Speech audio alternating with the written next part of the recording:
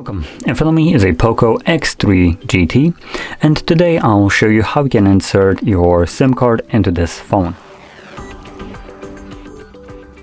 So to get started, you'll need to grab a SIM eject tool similar to this one. It comes provided with the device in the box, but if you can't find it or maybe you just lost it, you could use a paper clip, straighten out one of the ends, and it should work just as well. Now once you have either one of those, you want to pop out the tray, which is located on the top left side of the device right here. Have a little hole for the pin.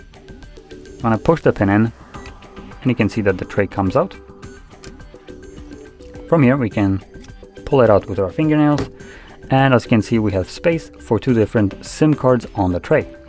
Now obviously you can occupy both of them if you want to, but I'll be using just one, and if you're also using one SIM card, you can place it on either tray. It has it doesn't matter really where you place it. So from there, we can insert it back into our device, and the card should start working well right away.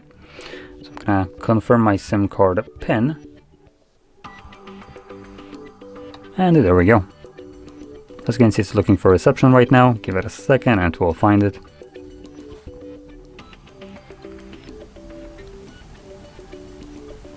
It looks like it's struggling with finding reception.